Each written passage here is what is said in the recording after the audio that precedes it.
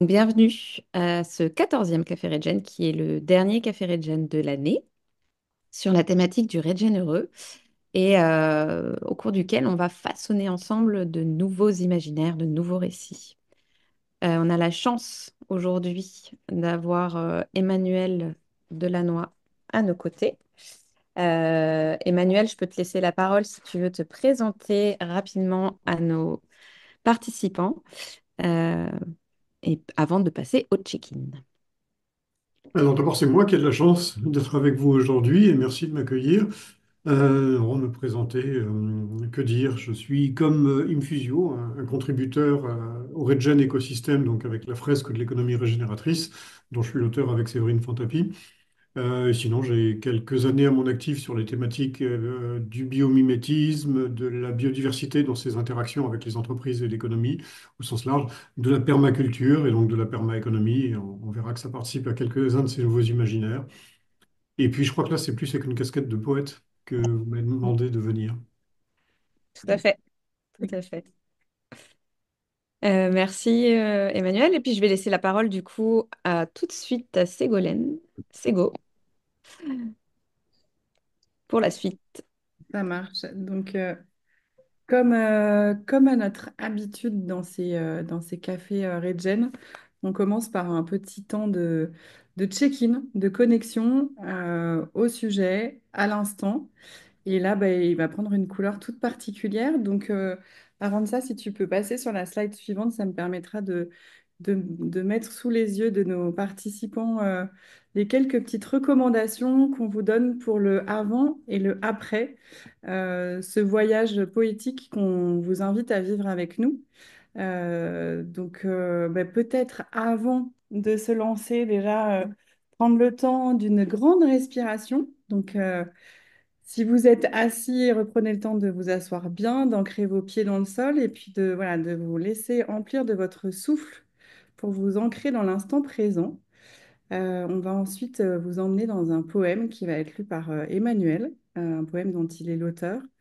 Voilà, autorisez-vous à être touché par les mots, les images, les émotions qui vous traversent, que ça évoque pour vous. Et puis en fin de lecture, de manière silencieuse et douce, on vous invitera à partager dans le chat ce qui vous a traversé, les mots qui sont venus à vous, les paysages, les sentiments, les idées voilà, que ça a fait émerger chez vous. Est-ce que vous êtes prêts pour ce petit voyage? Est-ce que vous avez pu prendre votre respiration? Et puis si vous êtes plus enclin à écouter les yeux fermés, n'hésitez pas. Voilà, et je laisse la parole à Emmanuel. Et ce sera même deux. Je vais commencer par quelque chose qui va faire une introduction quelque part à notre sujet. Imagine. Non mais imagine un peu. Quelqu'un, quelque part, fait un rêve. Il le raconte à quelqu'un d'autre, qui en écrit une histoire. Et d'autres encore, ailleurs, l'ont lu cette histoire, l'ont aimée, puis jouée, chantée ou mise en image. Alors d'autres encore se sont dit, pourquoi pas? Et puis elles l'ont fait, pour de vrai. Et ce qu'elles en ont fait a émerveillé, inspiré et fait rêver d'autres encore, en une infinie boucle de rétroaction poétique. Et je continue donc avec un deuxième, plus intime peut-être. Souvenez-vous de ces gouttes de rosée, de ces matins embrumés, de ces lendemains de fête, de ces ciels d'après-tempête, du bruit de l'orage, de vos instants de courage, de vos doutes, de vos joies, de vos moments de grâce. Mais avant tout, vivez chaque instant, intensément.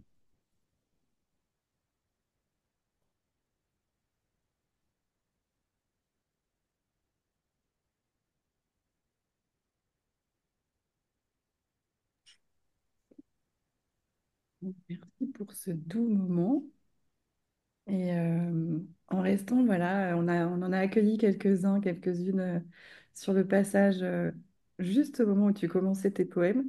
Donc, si vous avez envie de partager ce qui vous a traversé à l'écoute de ces deux poèmes, Vous pouvez le faire dans le chat euh, et revenir à ce groupe que nous constituons tout doucement. Mhm.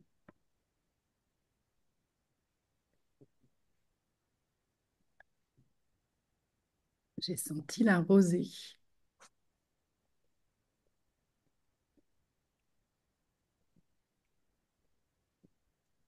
Vivre le moment présent intensément. Renvoyer directement en Alsace. Ciel bleu sombre, sombre et de gris à l'évocation de l'orage. Le virevolte en ces lendemains de fête. Le cadeau, partager un rêve.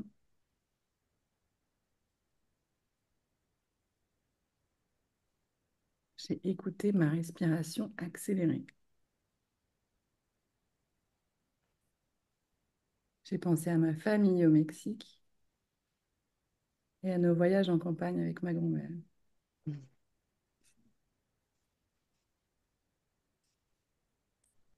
Bon, Merci. merci beaucoup pour tous ces retours.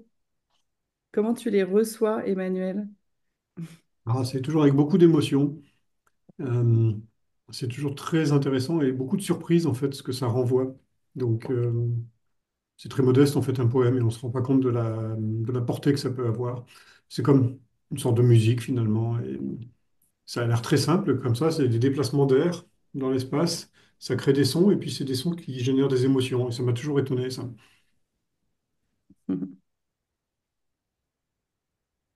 Oh, Marie, j'ai aussi pensé au prénom de mon bébé qui a rejoint des rêves et des histoires entendues. C'est Ouh, beau.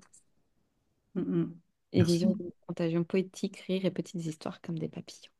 Ça marche. Bah écoutez, je trouve que ça commence assez bien pour ce café Regen qu'on souhaitait doux avant la trêve des fêtes de fin d'année et puis de marquer une pause dans l'effervescence qui nous envahit souvent avant ces temps de pause. Donc voilà, on va continuer le voyage avec vous. Mm. Euh, et je... Avec un préambule, ouais. Oui. Euh, un préambule qui est aussi un parti pris que l'on avait pour ce café Regen. Euh, et qui en fait, quand vous voyez cette phrase, donc la porte de l'avenir s'ouvre avec une serrure nécessitant plusieurs clés, ça signifie concrètement que euh, pour imaginer des futurs, on peut par exemple penser à la législation nationale, internationale, des politiques communes, des nouveaux comportements, l'état de l'art, la convergence d'intérêts entre des acteurs d'horizons différents. Il y a par exemple, je ne sais pas si vous vous souvenez du protocole de Montréal qui a permis de justement refermer, enfin, pas de refermer la couche le trou dans la couche d'ozone, mais qui a fait émerger une nécessité d'intérêt entre scientifiques, industrie et gouvernement pour réduire les substances qui appauvrissaient la couche d'ozone. Eh ben, de la même manière, pour aborder des défis comme le dérèglement climatique ou la perte de la biodiversité, on a besoin de lois qui protègent, on a besoin de nouvelles habitudes de consommation, on a besoin d'aussi d'histoires inspirantes. Et c'est ça qu'on voulait, c'est là-dessus aujourd'hui qu'on voulait se concentrer. Euh, de nouveaux récits qui vont aller chercher l'optimisme, les réjouissances, le régénératif aussi, puisque ce sont les cafés Regen. Et donc des leviers pour de futures actions. Et pour illustrer ce que nous partage Vanessa, on avait envie de vous partager cette citation de Rob Hopkins. Nous sommes une espèce conteuse, c'est une évidence. Nous inventons des histoires qui façonnent notre vision du monde. Alors, je ne sais pas si parmi vous, vous connaissez tous Rob Hopkins, mais pour mémoire et voilà, sans rentrer dans le détail de toute sa vie, mais donc c'est l'un des pionniers du mouvement de transition.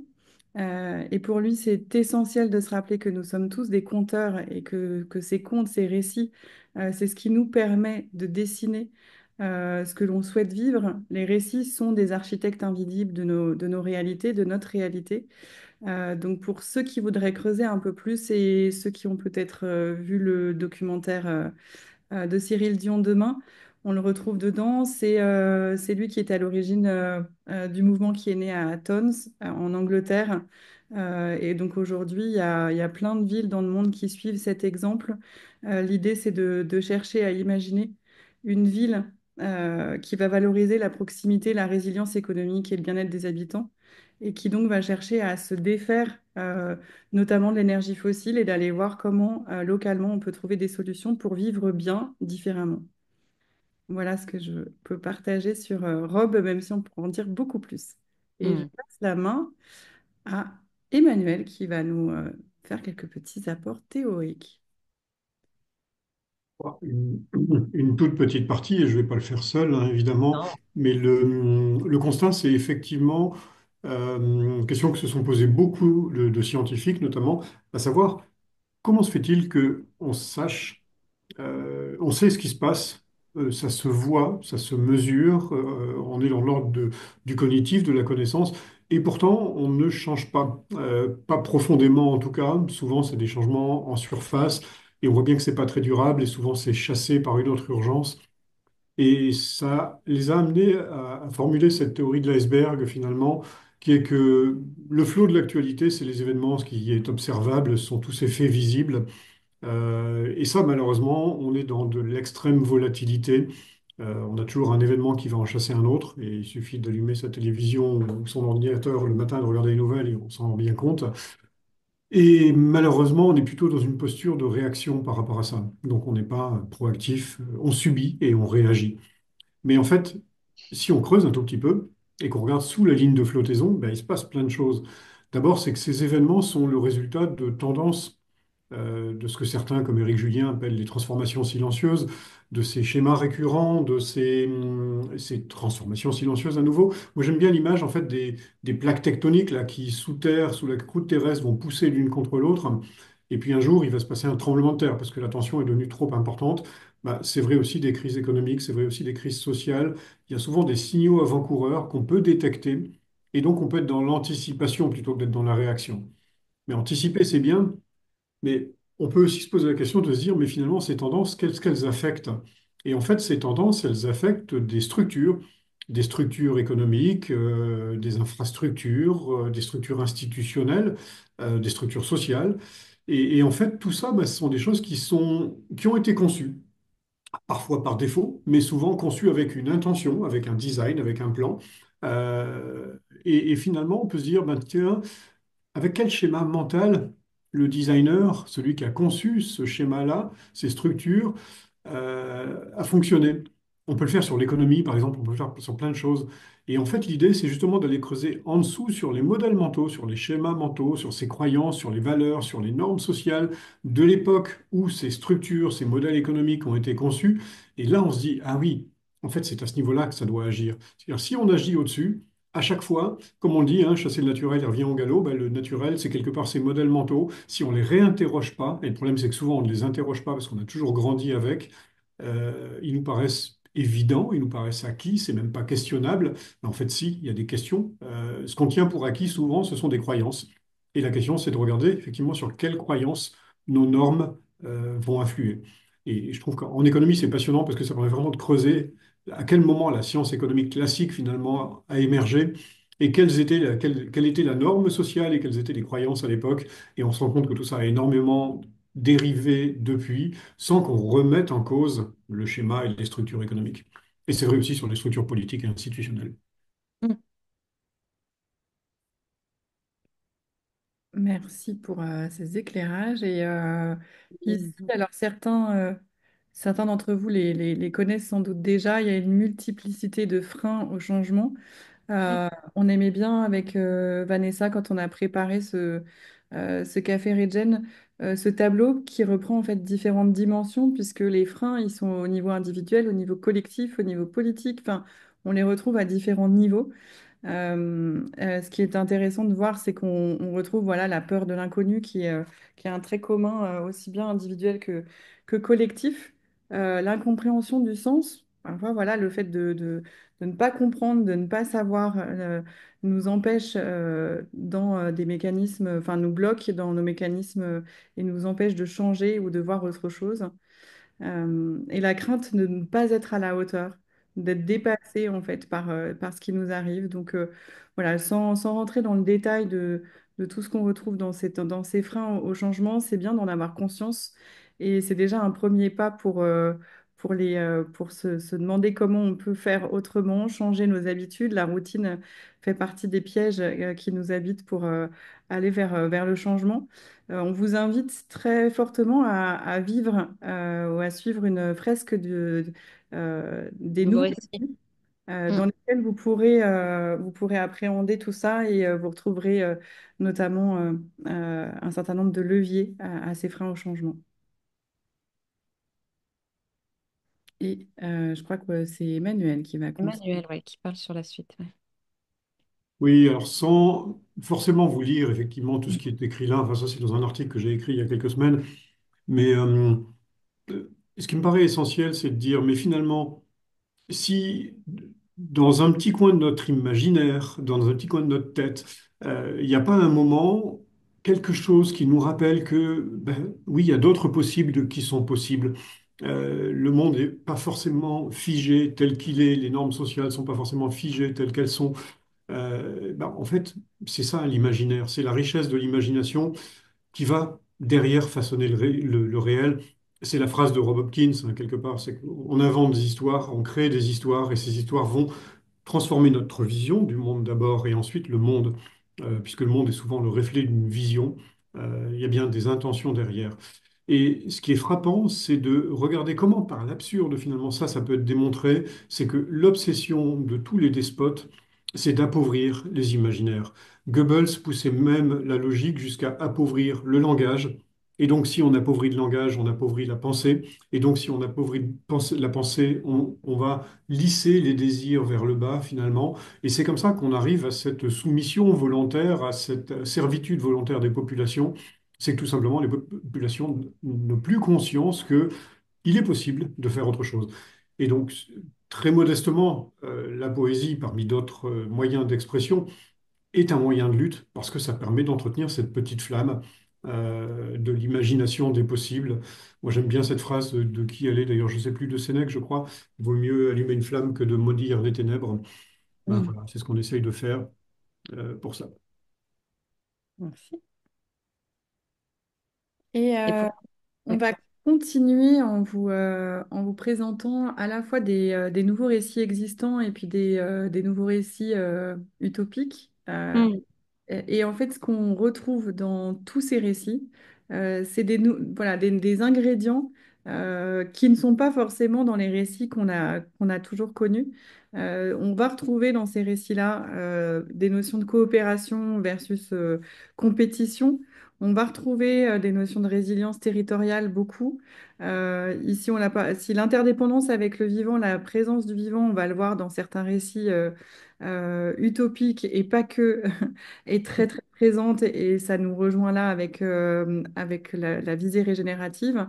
Les questions de justice sociale, de partage de la valeur, d'apprentissage, la réintégration de la spiritualité, pas au sens religieux, mais de voilà, la connexion en tout cas à plus grand que soi, font partie des ingrédients de ces nouvelles histoires qu'on peut se raconter pour façonner un monde souhaitable.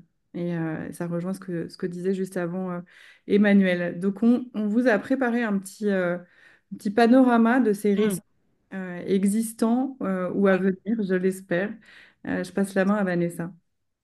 Oui, parce qu'il y a des nouveaux récits déjà qui sont ancrés dans notre quotidien, ou en tout cas qui émergent de plus en plus. Et alors là, effectivement, c'est un petit peu un patchwork de nouveaux récits. Ça part des oasis. Je ne sais pas si vous connaissez ces coopératives qui sont en fait des éco-villages, des tiers-lieux écologiques ou même des fermes partagées ou des habitats participatifs. Donc, c'est vraiment réinventer le vivre ensemble. C'est l'entraide, la résilience, la convivialité. Il y a aussi des notions comme la ville du quart d'heure, qui est un concept urbain qui vise à créer des villes où en fait tout serait accessible à 15 minutes en vélo ou à pied. et où donc on va se concentrer sur la qualité de vie, on réduit les déplacements, on renforce le lien social. Après, on peut aller toucher aussi des récits sur l'alimentation durable. Et donc là, c'est manger végétarien, réduire le gaspillage alimentaire, les circuits courts, l'agriculture biologique. Il y a de la démocratie participative qu'on trouve aussi de plus en plus dans nos villes, notamment avec les budgets participatifs ou les assemblées citoyennes. Pardon. Plus proche de l'économie et des organisations, bah, bien sûr l'économie régénérative, qui invite à repenser nos modes de production pour créer des systèmes économiques qui vont régénérer plutôt qu'épuiser les ressources naturelles. Dans le domaine plus mode de vie, ce qui s'appelle la slow life, et ça va avec alors c'est beaucoup de mots anglais, mais le slow travel, la slow fashion, c'est assez proche de la décroissance en fait. On propose une alternative à un modèle de croissance économique continue. L'économie du donut, bien sûr, de Kate Raworth, qui en fait invite à travers ce modèle à repenser l'économie dans l'espace sûr et juste, c'est-à-dire qu'on répond aux besoins humains de base et à la préservation de l'environnement. Grâce aux donuts, on a un chemin autre qui est possible, et c'est aussi une question de choix politique quelque part. Et puis, il y a aussi, et là, je repasserai peut-être la parole brièvement à Emmanuel, de nouveaux récits inspirants, des choses qui font vraiment sortir du cadre. Est-ce que tu veux en parler un petit peu, Emmanuel? Oui, en quelques minutes, et déjà pour clarifier un terme qu'on n'a pas exposé, c'est Ouais. poésie, en fait, c'est poésie en grec, hein, qui est la création. Et il y a un mot très fort et très utilisé en biologie, en écologie, qui est l'autopoïèse, hein. Et donc, c'est la capacité des systèmes vivants à s'autogénérer, à s'autorégénérer finalement. Et ce qui est intéressant, c'est que quand on travaille sur les nouveaux imaginaires, sur la poésie, sur autre chose, ça, en fait, élargit en permanence le champ des possibles et ça va se propager à d'autres domaines. Et c'est pour ça il n'y a pas de barrière étanche entre l'économie telle que la réinvente avec ce récit Kate Raworth et d'autres domaines dans la littérature, etc. Alors typiquement, on a le mouvement Hope Punk ou Solar Punk, parfois on en parle aussi, qui est un courant littéraire qui est en pleine émergence aujourd'hui, en plein essor et qui est justement une sorte de contestation, de refus d'un avenir sombre qui serait déterminé à l'avance, qui est très angoissant, qui est très cynique, etc. Il y a énormément de choses derrière. Et puis, il y a toutes ces transformations, alors à travers des films comme Demain, comme Bigger Than Us, comme La Belle Verte, etc., où on en a déjà un petit peu parlé, Animal, Un Nouveau Monde, etc., où on voit bien que là, on explore des possibles, mais aussi des choses qui sont déjà là et simplement sous les radars médiatiques et qu'il va falloir révéler et diffuser pour justement à nouveau enrichir ces imaginaires. Et puis, ben, il y a des autres choses, les micro-crédits, l'Assemblée citoyenne des imaginaires, tout ce travail sur les communs qui est très intéressant aussi, la fresque des nouveaux récits, on en a déjà parlé. Enfin voilà, énormément de choses. On a mentionné aussi par exemple l'Ecotopia de Ernest Callenbach qui raconte une sécession, ça date de 75, mais quand on le lit aujourd'hui, on est bluffé par le côté très actuel encore et le côté visionnaire de tout ce qu'il y avait derrière. Et puis moi, j'ai une grande faiblesse pour Becky Chambers et ses fictions. Alors c'est du space opéra, hein, de la science-fiction, c'est des explorateurs de l'espace, des explorateurs d'autres mondes, etc. Mais ce qui est très intéressant, c'est le côté émotionnel, sensible qu'il y a derrière ces personnages. Il se passe d'ailleurs pas grand-chose dans ces romans, mais ça nous touche au cœur. Et on a des personnages qui sont très gentils, très bienveillants, qui prennent soin les uns des autres. Et qu'est-ce que ça fait du bien de lire ça aujourd'hui? Et puis, bien évidemment, il y a Nausicaa, il y a Ouais. Miyazaki, enfin tout ce qui a baigné notre enfance ou notre adolescence aussi. Et peut-être que enfin, ton partage me fait réagir aussi sur le fait que pour moi, ces récits ils sont plus, ils sont utopistes, optimistes et non pas naïfs et simplistes. Il y a Mm. beaucoup de complexité dans ces récits, beaucoup d'intégration d'éléments. La nature, d'ailleurs, dans tous ces récits est omniprésente avec toute la complexité qu'elle amène et à laquelle elle nous invite aussi. Donc ça, je trouve ça puissant de s'autoriser à être utopiste, optimiste, et c'est pas parce qu'on l'est qu'on est naïf. Donc ça, je trouve ça important de se le rappeler et de se le dire. Voilà. Oui, et d'ailleurs, parmi les choses qui m'ont beaucoup surpris chez Chambers, c'est la simplicité, presque la naïveté du langage. On a l'impression que c'est écrit pour des enfants parfois, et en même temps, c'est tellement profond, tellement riche, qu'il y a des moments où on a envie de poser le livre et de dire, waouh, c'est impressionnant, quoi. Donc, ça montre bien qu'on n'a pas besoin de posture, de condescendance, de pédanterie, etc., pour dire des choses complexes et riches. On peut le faire avec des mots extrêmement simples, et c'est réjouissant. Merci. Ben, merci beaucoup. On va passer, on a envie de créer avec vous. Alors, on est peu nombreux, mais c'est très bien. On va pouvoir quand même repartir avec des récits partagés. Mais avant de vous emmener en sous-groupe, on avait déjà envie de, voilà, spontanément dans le chat, ou même vous pouvez ouvrir votre micro, vu qu'on n'est pas très nombreux, on peut se le permettre. Voilà, dans les 5 minutes qu'on a là devant nous, voilà, c'est quoi les situations, les ingrédients que vous aimeriez voir dans un récit porteur d'espoir pour vous? Voilà, les ingrédients que vous voulez voir dans un récit, déjà pour se dégripper et se projeter dans ce qui nous fait envie. La contemplation.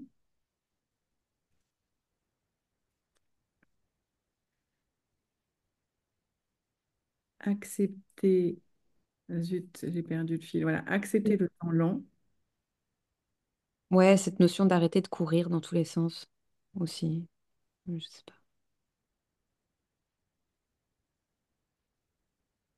La prise de conscience de l'emprise de l'ego. Partout où la peur diminue, l'amour prend beaucoup plus de place et tout Hmm. devient plus simple. La solidarité, les rapprochements des uns et des autres, l'entraide. Ok.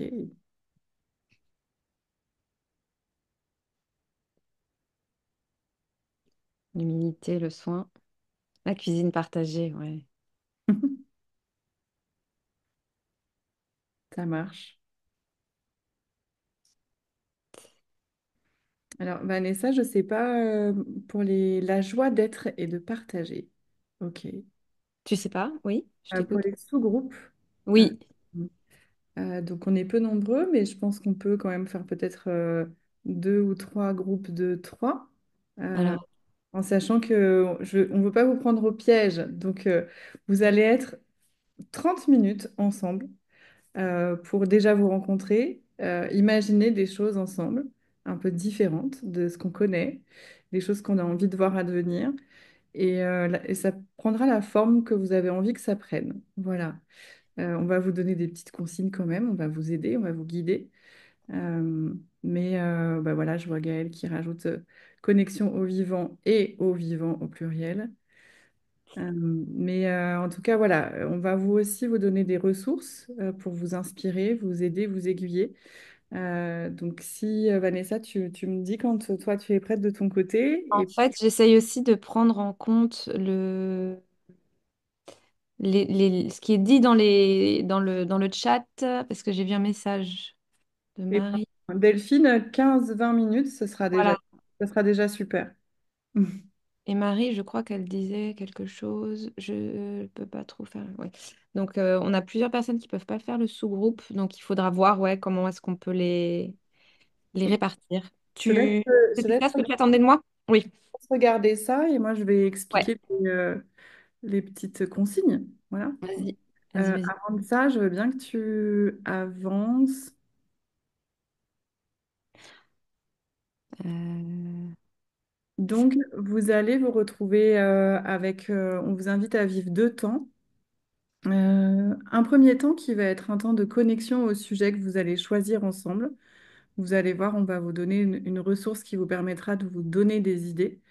Et avant de rentrer dans une écriture collégiale, on vous invite à vraiment prendre ce temps de connexion entre vous et au sujet. Donc déjà de partager les uns et les autres en quoi vous vous sentez liés ou concernés par la thématique que vous allez choisir. Puis identifier les points communs et les complémentarités que vous entendez dans les histoires des uns et des autres dans le premier tour de table. Et puis avant de vous lancer dans cette écriture collégiale à laquelle on vous invite, c'est bah, de partager peut-être ce que vous rêveriez de voir advenir en lien avec le sujet. Ça vous permettra de vous situer les uns les autres, de voir où vous en êtes et de pouvoir partir ensuite sur un récit avec une certaine unicité. Et puis ensuite, à vous de gérer le temps comme vous le souhaitez et la manière de le faire comme vous le souhaitez. Nous, ce qu'on vous recommande, c'est une fois que vous avez choisi la forme que vous vouliez donner à votre récit, ça peut être un poème, comme nous l'a partagé Emmanuel, ça peut être un manifeste, un script d'un court-métrage. Là, vous pouvez imaginer ce que vous voulez. Prenez peut-être un petit temps pour vous répartir. Voilà, un qui fera le début, l'autre qui fera le milieu, l'autre qui fera la fin. Prenez peut-être ce temps de 5 minutes déjà pour vous. Et puis ensuite, vous mettre ensemble et mettre ensemble en commun ce récit pour nous le rapporter tout à l'heure. Est-ce que c'est clair pour vous en sachant on va vous partager dans le chat un lien vers une récolte dans laquelle vous allez retrouver les consignes, donc vous ne serez pas perdu. Puis de toute façon, nous, on va venir vous aider si besoin. Et vous allez y retrouver également des fiches dans lesquelles vous pourrez prendre des notes. Donc, Aranza, est-ce que tu peux avancer comme ça? On va montrer les canevas qui sont mis à disposition. Là, c'est quelques idées d'ingrédients, pardon, que vous allez retrouver aussi dans le document qu'on vous transmet. Voilà, pensez à un point de départ, à un passage d'un état A à B, mettre des personnes, le vivant, des collectifs. Enfin voilà, on va donner des petits indicateurs pour vous aider et vous inspirer. La slide suivante, c'est une slide qui reprend différentes thématiques qui ont fait l'objet d'une initiative de Alter Atiba, qui a demandé en fait à des écrivains, des artistes d'écrire des textes sur différentes thématiques. Donc ça peut vous aider et ça peut vous inspirer sur le choix de thématiques autour duquel vous auriez envie de créer un récit commun.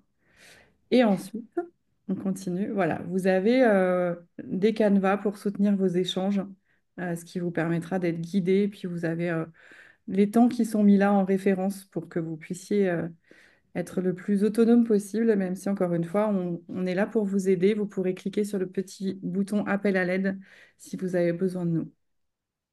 Est-ce que c'est clair pour tout le monde? Hop, hop, hop, je regarde les visages. Ça a l'air d'aller. Euh, Et voilà notre deuxième groupe qui est revenu. Voilà. Yo. Bon, avec le sourire, donc a priori, vous êtes dit des choses chouettes.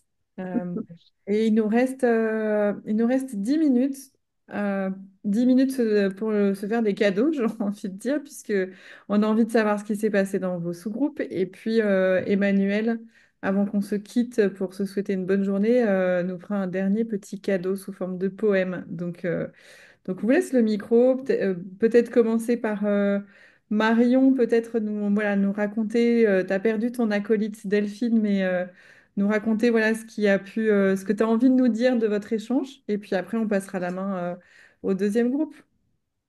Oui, alors bonjour à celles ou ceux que j'ai pas vus, je vois pas tout le monde, je sais pas quelle est la proportion d'hommes. Euh, alors j'ai perdu mes deux acolytes, on était deux, et, euh, et donc alors je sais pas si on a raté, je sais pas s'il y avait un sujet central autour duquel on devait travailler. Euh, Vous pouviez choisir un sujet. Et ok, voilà, mais raconte-nous ce que vous avez vécu. donc nous, donc Delphine était plutôt dans le milieu de la culture, et donc moi je travaille dans un bureau d'études naturaliste. On s'est retrouvés autour de l'idée de prendre soin euh, de l'écosystème. Et donc, on n'est pas allé très très loin dans l'écriture de récits, mais en fait, notre rêve, ça serait que chaque être humain se reconnecte à sa propre sensibilité pour pouvoir se reconnecter à la sensibilité du vivant. Mm. Et, euh, et voilà. Et après, c'était juste, on a juste rempli. Voilà. Moi, je pense que dans cette thématique-là, il y a sûrement un lien à faire avec euh, le travail enfin, le process de la culture, si je peux parler comme ça, que moi, à titre personnel, je connais très peu. Euh, et Comment ça s'appelle le process de la culture? ben, je pense que les médiateurs culturels et tout ça, ils sont plus habitués à aller interroger les gens, Mm. les visiteurs, sur ce que déclenche un tableau chez eux, etc. Euh, Là où, par exemple, un guide naturaliste dans une réserve naturelle, je suis pas sûre qu'il ait cette approche-là. Hmm. Euh, Ouais, d'accord. et moi, à titre personnel, j'ai travaillé 10 ans dans l'environnement et le développement durable. J'ai eu besoin de quitter ce milieu-là. Et, mon travail d'introspection à moi m'a amené à penser qu'en fait, tant qu'on n'aurait pas réconcilié chaque humain avec lui-même, euh, qu'il n'y aurait pas eu une forme de guérison intérieure qui se faisait, on allait avoir du mal à inviter les gens à s'intéresser vraiment à ce qui se passe à l'extérieur, en fait. Et, Mm. et je pense qu'on s'est retrouvé un peu avec Delphine sur cette thématique-là. Voilà. Bah, merci beaucoup Ah. pour ce partage. Et on a envie d'écouter le deuxième groupe qui continue sa conversation dans le chat. En fait, vous n'avez pas assez, donc c'est à vous le micro.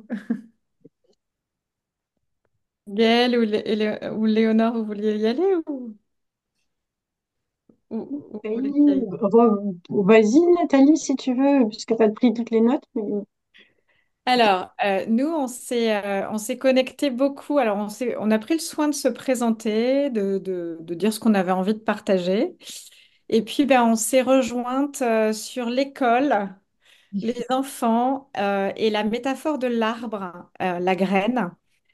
Et en fait, on a commencé nos petites phrases. J'ai juste envie de vous les lire. Et puis, je vous raconterai aussi comment on a envie de s'y prendre pour poser notre récit, parce qu'on a été coupé, hein, pareil. Mais on s'est promis qu'on écrivait chacune une partie et qu'on se les renverrait. Donc, on vous les renverra si vous voulez. Donc, donc en fait, l'école dans la nature est généralisée. Le matin, on prend soin du potager en permaculture.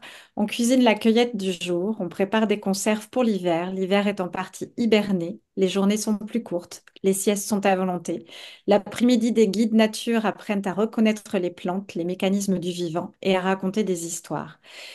Une initiation à la méditation, à la connexion au présent, à la présence à soi, pour expérimenter le débranchage du mental. La fin de la peur, des regrets du passé ou l'identité héritée, ou l'angoisse du futur par projection. Ressentir la plénitude et la gratitude entourée des autres et au cœur de la nature en toute saison. Apprendre à écouter son rythme, son corps, son énergie, ses intuitions. Remarquer que cela change. Apprendre à reconnaître les émotions qui nous traversent et à les accueillir.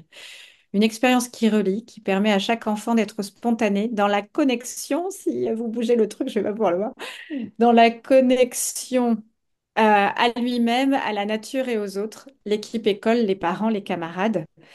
Un espace ouvert, sans mur, où l'on fait classe dedans, dehors, avec des groupes qui varient, mais serrés. Ça, c'est ce qu'on a commencé à écrire. Waouh! C'est une phrase qui a été demandée, puis on en a fait beaucoup plus. Et après, on s'est dit, pour écrire notre récit, d'où parle-t-on? Et on s'est dit qu'on prendrait le point de vue de l'arbre de la forêt. Le début de l'histoire serait l'intro par l'arbre qui décrit ce qui se passe à ses pieds. Et c'est Léonore qui va faire ça. L'arbre commence à parler de ce qui se passe à ses pieds. Ensuite, ce serait l'enfant, le point de vue de l'enfant avec le journal intérieur qui s'exprime en lien avec l'arbre, bien entendu. Et c'est Gaëlle qui portera ça. Et pour ma part, je traiterai les guides, les accompagnateurs de ces enfants qui sont toujours connectés à la nature et notamment à cet arbre et qui donneront une idée du timing dans lequel on se situe dans notre récit. Parce Voilà, qu'un arbre, ça ne sait pas à quelle date on est. C'est pour exact. ça qu'on le fait à la fin. Hmm, merci. Bah, merci beaucoup. On retrouvera de toute façon dans le document votre super texte. C'est Euh, génial. Ah, ouais, c'est magnifique, oui, j'ai hâte de Sur voir un les petit guides nuage. revenir au calme. Les ouais, deux, Marion, Nat, ouais, franchement, merci, quoi. ouais. Beau cadeau que vous nous avez fait.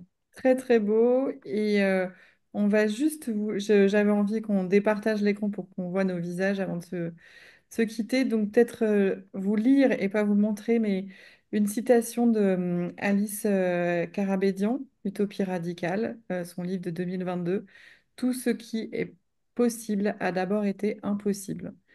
Voilà, je trouve que c'est une citation qui ferme bien ce café, mais pour qu'on le ferme avec beauté.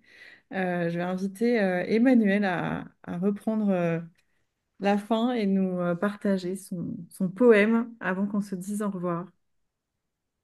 Alors j'ai un peu honte de reprendre la parole après tout ça, parce que c'était très beau, la beauté, on l'a eu tout le temps, et dans vos partages, c'était magnifique. Ouais. Mais bon, allez, je joue le jeu.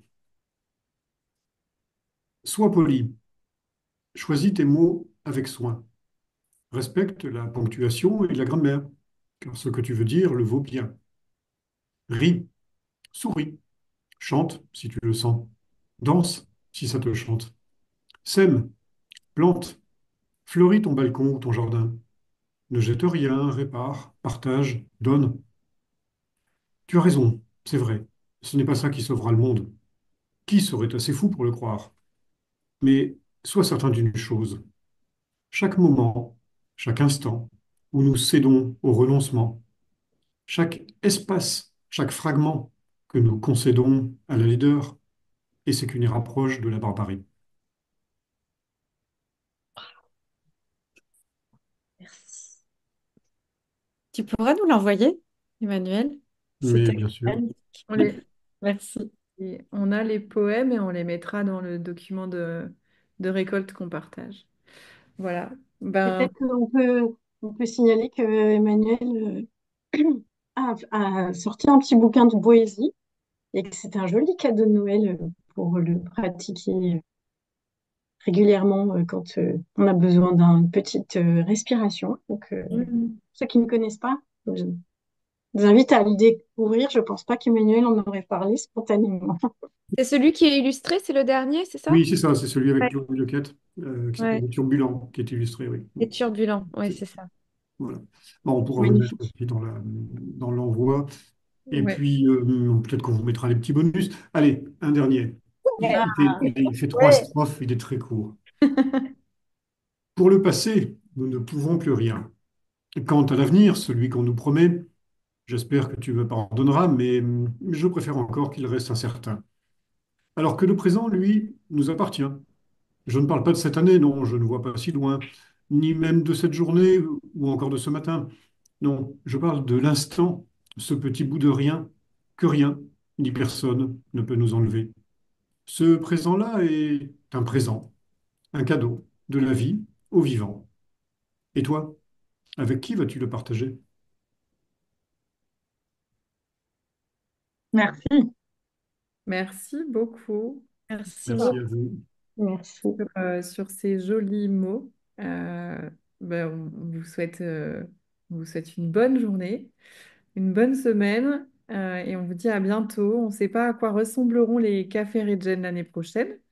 On va digérer tout ça pendant les fêtes et on vous tiendra au courant sur LinkedIn, voilà, sur le compte d'Infusio. Et ben, ravi d'avoir croisé vos visages aujourd'hui et de vous avoir entendu et à très bientôt. Merci beaucoup. Merci. Merci pour cette parenthèse enchantée. À bientôt. C'est chouette. À bientôt. À bientôt, À tout le monde. bientôt.